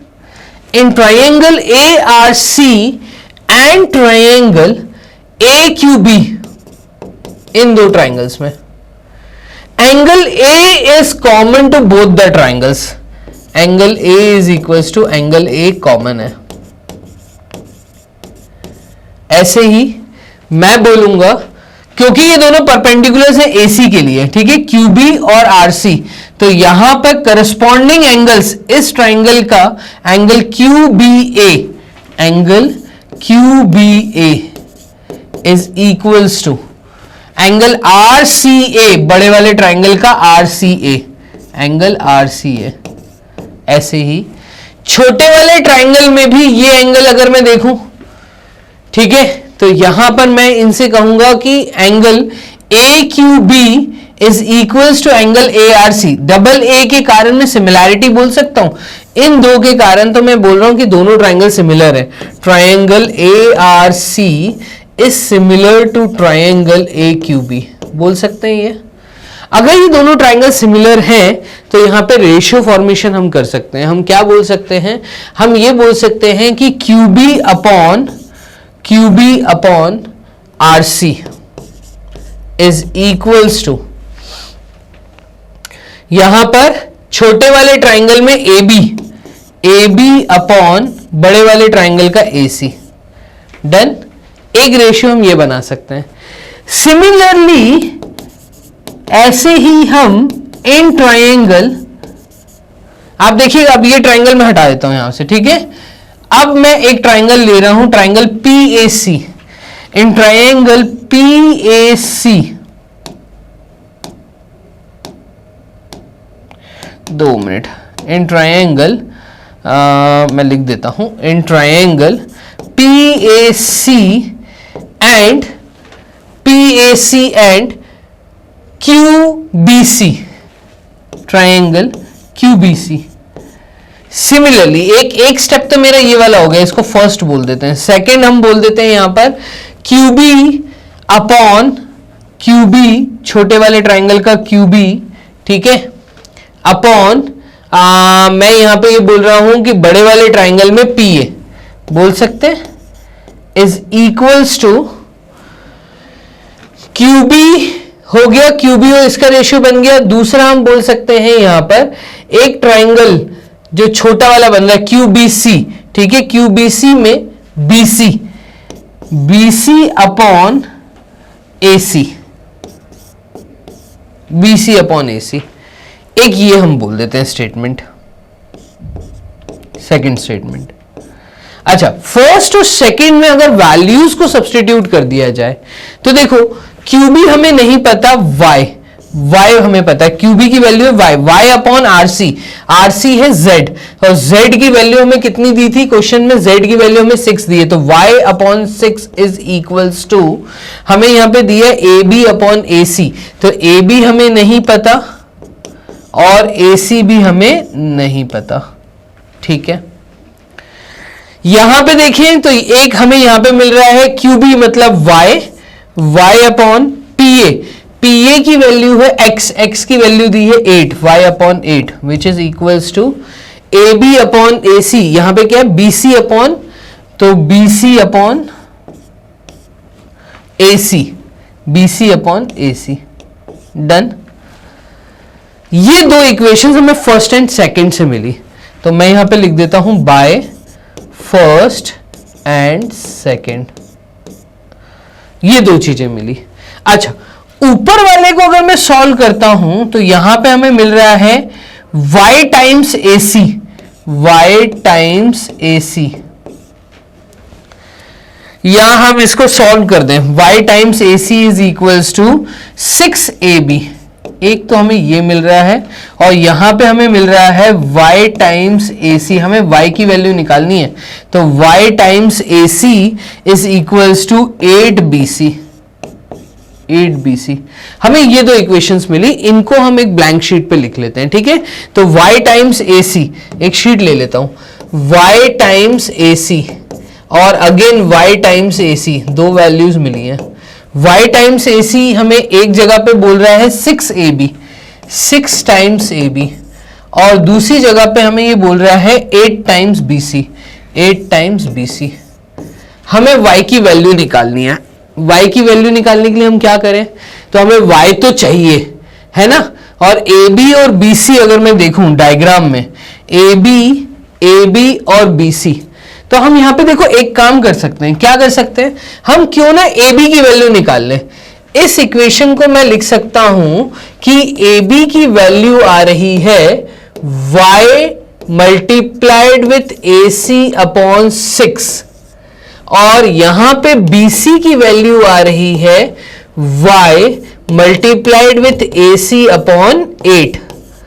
अगर मैं इन दोनों को ऐड कर दूं, AB plus BC is equals to y times AC upon 6 added with y times AC upon 8, ये इक्वेशन हमें मिलेगी। AB प्लस BC अगर डायग्राम में देखूं तो देखो AB प्लस BC पूरा AC देगा, तो यहां पे हम लिख सकते हैं कि ये पूरा AC हो गया।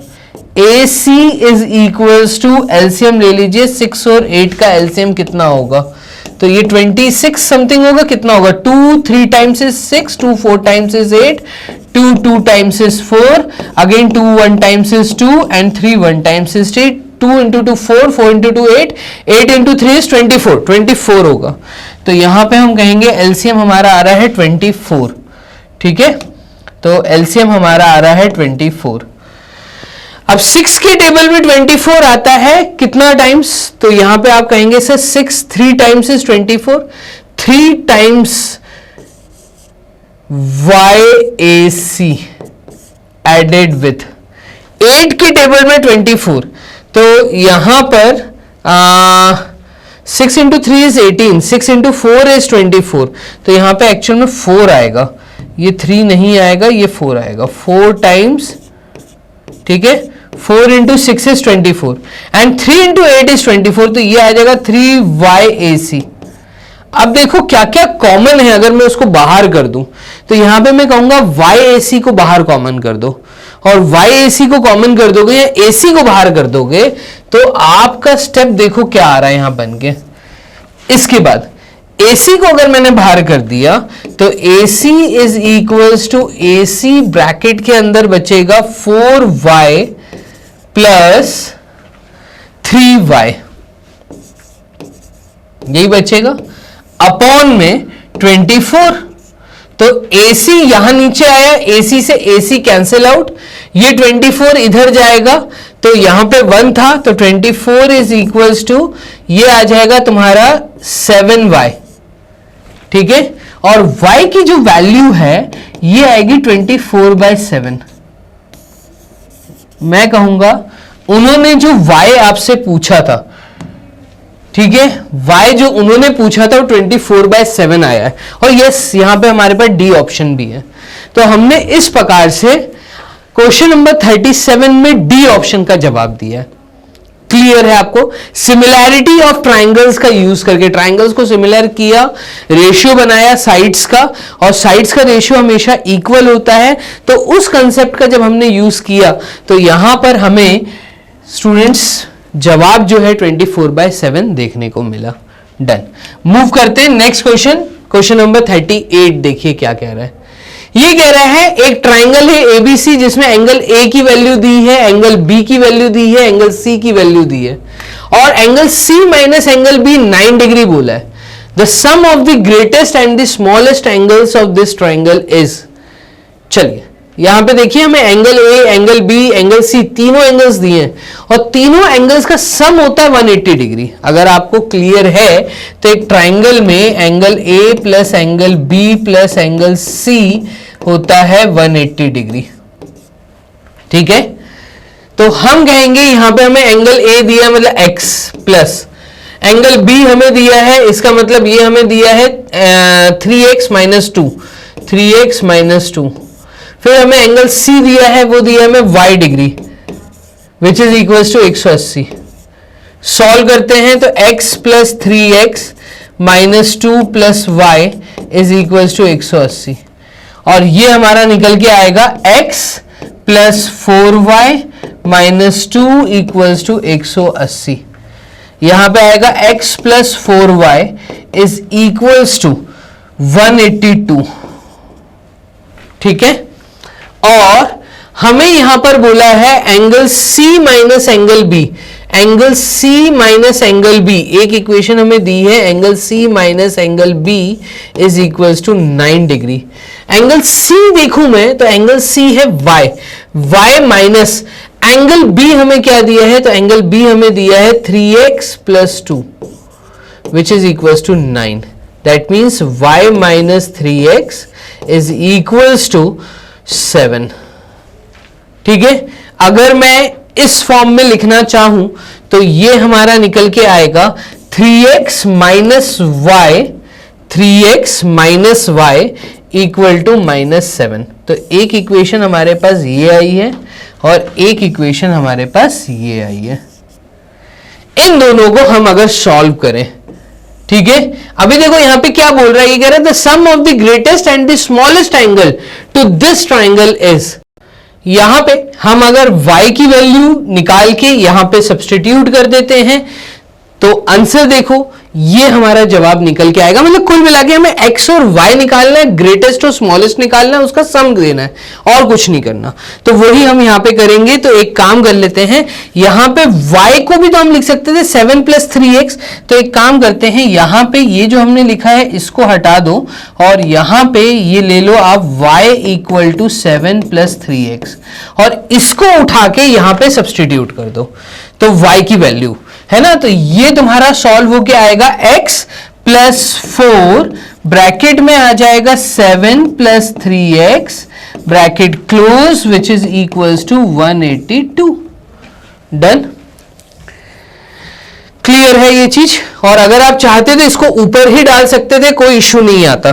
तो एक काम भी कर सकते हो आप, ये जो आपने स्टेप्स लिखी हैं ये भी स्टेप्स लिखने की जरूरत नहीं है, हम डायरेक्टली यहीं पे डाल दें अगर, तो ये होगा x plus 3x minus 2 plus y की value 7 plus 3x is equals to 180। और इसको सॉल्व करेंगे तो x plus 3x minus 2 plus 7 plus 3x equals to 180। और इसको सॉल्व करें तो 4x प्लस 3x, तो 4x प्लस 3x तुम्हारा होगा 7x, तो ये 7x और minus 2 plus 7 will give you plus 5 which is equals to 180। और इसमें से माइनस करेंगे तो 7x की वैल्यू हमारी आ जाएगी 175। डन।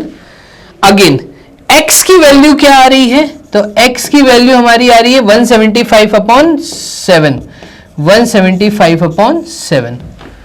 डन।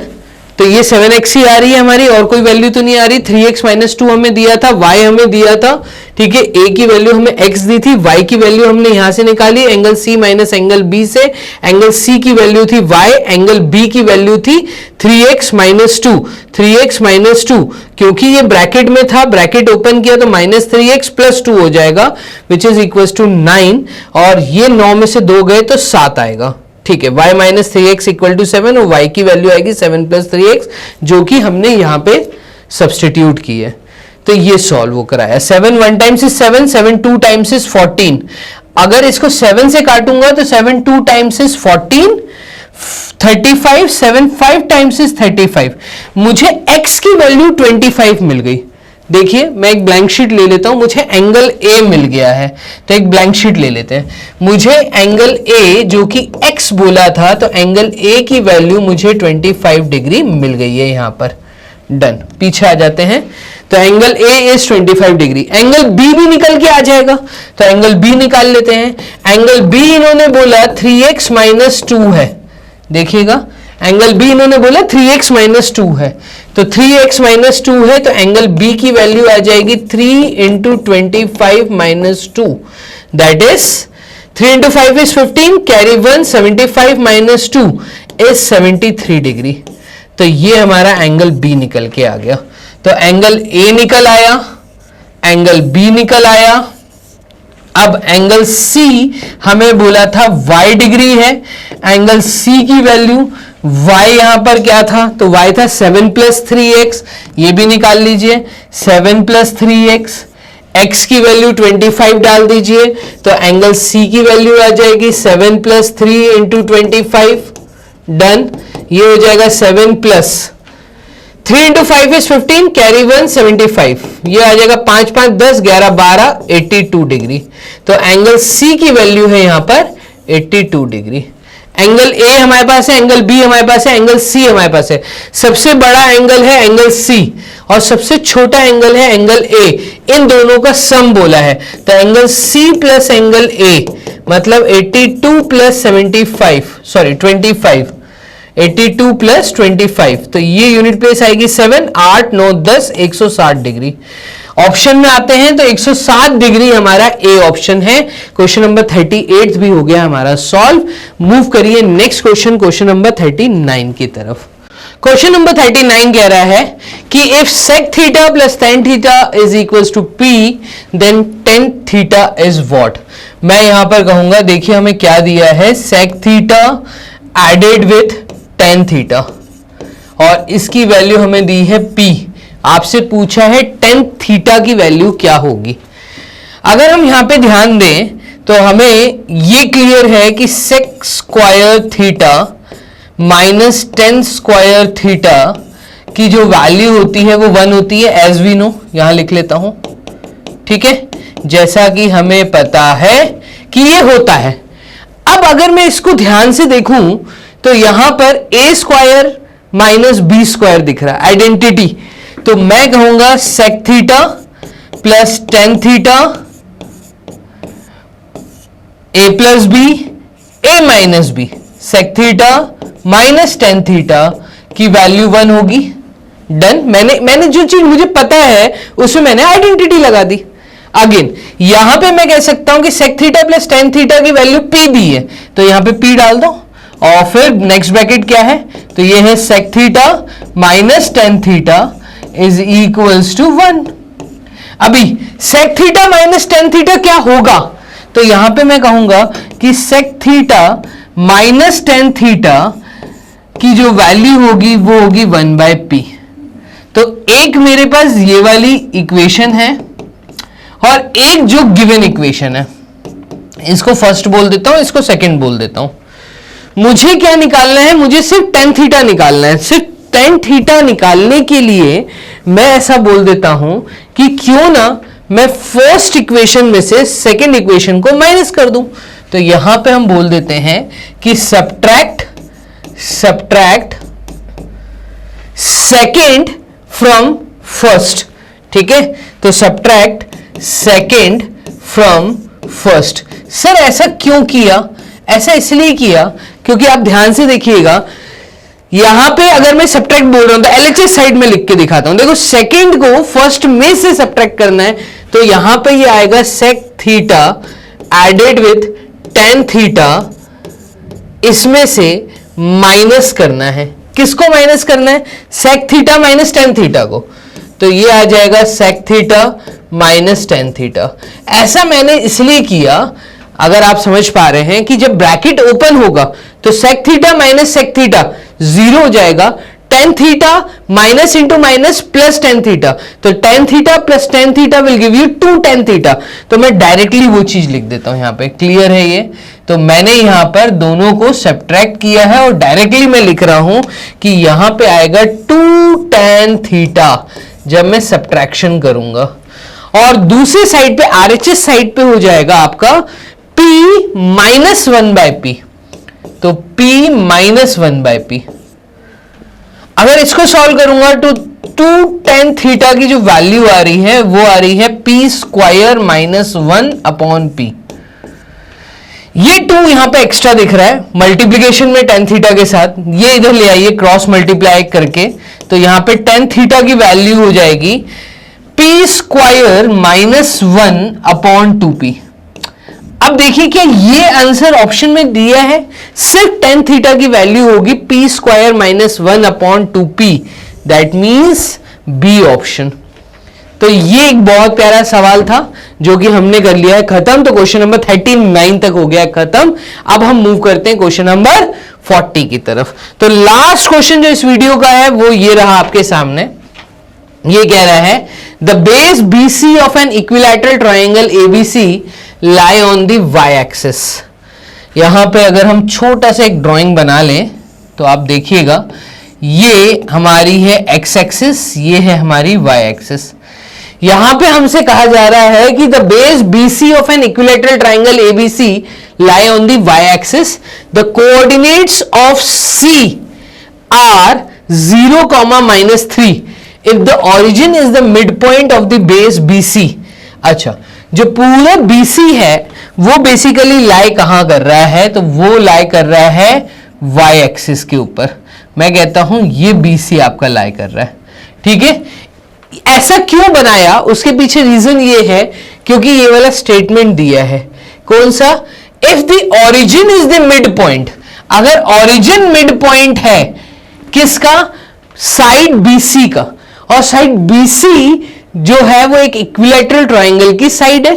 ठीक है, इन्होंने कहा है what are the coordinates of A and B। The coordinates of C are this, और ये अगर बेस है तो कॉमन सी बात है, या तो ट्रायंगल मेरा इस साइड बना होगा इक्विलैटरल ट्रायंगल, या मेरा इक्विलैटरल ट्रायंगल इस साइड बना होगा।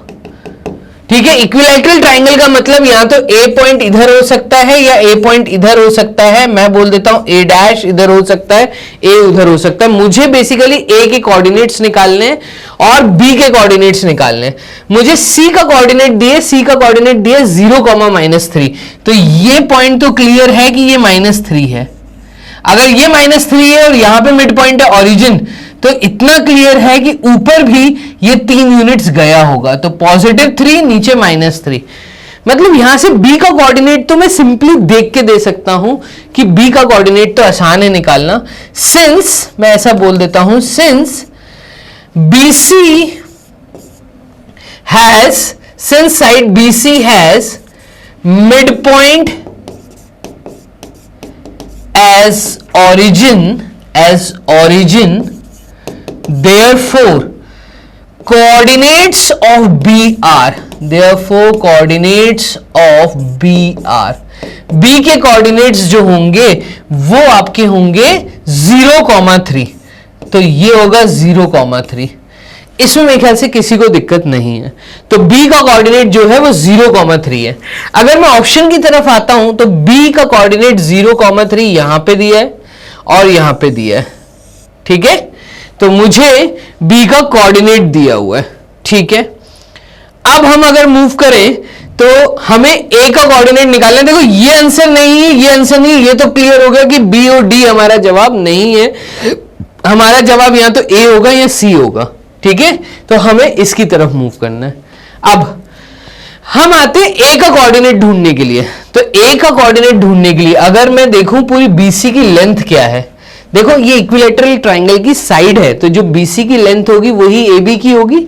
Since also triangle ABC as given is an equilateral triangle, क्योंकि ये एक इक्विलैटरल ट्रायंगल है तो BC is equals to BA, done. या मैं ऐसे बोलूं BC is equals to AB, बोल सकते हैं, कोई दिक्कत नहीं है भाई। ये वाली साइड जो BC ये BA के इक्वल होगी, BA की या इक्वल होगी या BA डैश के इक्वल होगी। तो ट्रायंगल दोनों साइड पे बन सकता है। हमें बाकी किसी पॉइंट्स के बारे में कुछ नहीं बोला था। Base BC of an equilateral triangle ABC lie on the y axis, the coordinates of C वो दिए। If the origin is the mid point of the base BC, what are the coordinates of A and B। अभी हमें ये पता करना है कि negative है पॉजिटिव है, कहां कोऑर्डिनेट आ सकता है। तो हम अभी सिर्फ एक ये बता रहे हैं कि इक्विलैटरल ट्रायंगल में जो BC वाली साइड है वो AB के इक्वल होगी और AC के इक्वल होगी, ये क्योंकि एक इक्विलैटरल ट्रायंगल है। मैंने ये स्टेटमेंट दिया। अच्छा, BC की लेंथ कैसे निकालेंगे? अगर मुझे BC की लेंथ निकालनी है तो मैं कह सकता हूं रूट के अंदर, ठीक है। अब देखो B का कोऑर्डिनेट है और C का कोऑर्डिनेट है। मेरे पास B का कोऑर्डिनेट क्या है? B का कोऑर्डिनेट है 0,3 और मेरे पास C का कोऑर्डिनेट है 0,-3। तो अगर मुझे BC की लेंथ बतानी है तो BC की लेंथ यहां पर हो जाएगी आपकी 0 का स्क्वायर एडेड विथ, यहां पे ये हो जाएगा -3 एंड 3, तो -3 का स्क्वायर, यही होगा। और यहां पे अगर इसको सॉल्व करेंगे तो ये रूट के अंदर आ जाएगा हमारे पास -3 मतलब -6, और -6 का स्क्वायर होता है 36, तो रूट ऑफ 36 ये मेरे BC की वैल्यू आ जाएगी, ठीक है। रूट 36 BC की वैल्यू आई। अच्छा, अगर मुझे AB देना है तो मैं बोल रहा हूं कि लेट अस एज्यूम, एक शीट ले लेता हूं, मैं एज्यूम कर लेता हूं, एज्यूम कोऑर्डिनेट्स ऑफ A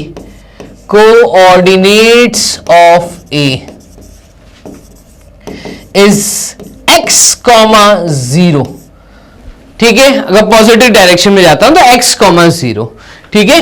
तो ये हमने एज्यूम कर लिया। अब देखो मेरे पास A का कोऑर्डिनेट है और B का कोऑर्डिनेट है। B का कोऑर्डिनेट अभी हमने क्या देखा था? 0,3, तो B का कोऑर्डिनेट है 0,3। AB बताना है, तो AB बताने के लिए AB की जो लेंथ होगी वो हो जाएगी स्क्वायर रूट के अंदर 0 - x का होल स्क्वायर एडेड विथ 3 - 0 का स्क्वायर, 3 - 0 का स्क्वायर। इसको सॉल्व करूंगा तो ये रूट के अंदर आएगा, -x का square is x² plus 3 × 3 is 9। तो AB की वैल्यू ये आई है, देखिए ये AB की वैल्यू है। और क्योंकि पीछे हमने स्टेटमेंट दिया था AB इज इक्वल्स टू, पीछे हमने अभी स्टेटमेंट दिया था कि AB जो है वो BC के इक्वल होगा, तो मतलब रूट 36 की जो वैल्यू है, अगर मैं देखूं तो रूट 36 की जो वैल्यू है वो इक्वल होगी रूट ऑफ x² प्लस 9 के। दोनों तरफ रूट को अगर मैं कैंसिल आउट कर दूं तो ये हो जाएगा x² प्लस 9 इक्वल टू 36, और ये 9 इधर गया तो x² की वैल्यू हो जाएगी 36 - 9, डन। तो 36 में से 6 गए तो बचे 30, 30 में से 3 गए तो बचा 27, 27 ये मेरे एक्स स्क्वायर की वैल्यू आई। अगर ये एक्स स्क्वायर की वैल्यू आई है तो एक्स की वैल्यू क्या आएगी, एक्स की वैल्यू मैं कहूंगा रूट ऑफ 27 कर दीजिए, और रूट ऑफ 27 अगर आप सॉल्व करें तो ये आ रहा है 3√3। दैट मीन्स मेरे जो x का कोऑर्डिनेट आया है वो 3√3 आएगा, 3√3 आएगा। मतलब यहां पे अगर मैं ध्यान से देखूं तो ए ऑप्शन में √3,0 दिया है जो कि गलत ऑप्शन है। तो ए गया, बी गया, सी गया, नहीं सी में है 3√3, तो प्लस माइनस 3√3,0 ट्राइंगल दोनों साइड पे बन सकता है। डिपेंड करता है आप कोऑर्डिनेट लेके क्या सॉल्व कर रहे हैं। अगर मैंने अभी ए लिया था, ए मैंने x,0 एज्यूम कर लिया था। अगर आप इसको उस साइड पे लेते -x,0 तो आंसर कुछ और। तो कुल मिला के अगर हम इसको सॉल्व करेंगे x की वैल्यू को तो प्लस माइनस 3√3 ही आएगा। ठीक है, तो x की वैल्यू प्लस माइनस 3√3 हो सकती है डेफिनेटली। तो मैं कहूंगा यहां पे जो मेरा जवाब है वो है सी ऑप्शन। ये सब क्लियर कर दीजिए और हम जा रहे हैं यहां पे सी ऑप्शन की तरफ। मेरा आंसर है सी ऑप्शन क्वेश्चन नंबर 40 के लिए। कुल मिला के हमने यहां पे क्वेश्चन नंबर 21 से लेके 40 तक इस वीडियो में कवर कर दिया है। सेक्शन बी आपका कवर हो गया है। इसके बाद पेपर 2021 का सेक्शन सी देखने का वीडियो मत भूलिएगा, जहां पे सिर्फ केस बेस्ड क्वेश्चंस हैं। 2 केस बेस्ड क्वेश्चंस हैं आपके पास। उन 2 केस बेस्ड क्वेश्चंस पे बेस्ड है आपके नंबर ऑफ सब पार्ट्स। तो आप इसका नेक्स्ट पार्ट जो कि लास्ट पार्ट है पेपर 2021 का, उसको वॉच करना ना भूलिए। मिलते हैं उस वीडियो में। लेकिन अगर आप कुछ भी डेफिनेट सक्सेस पाठशाला के बारे में जानना चाहते हैं कि आप हमें कैसे ऑफलाइन मोड में ज्वाइन कर सकते हैं, कैसे ऑनलाइन मोड में ज्वाइन कर सकते हैं, तो मैं आपको बता दूं एडमिशंस ओपन है। आप आइए, हमारे बारे में जानिए। फोन नंबर्स अवेलेबल हैं, कॉल करिए, एकदम कोई इश्यू नहीं है। तो चलिए मिलते हैं नेक्स्ट वीडियो में। लाइक, सब्सक्राइब और शेयर जरूर करना। तब तक के लिए अपना ध्यान रखो। Bye and take care.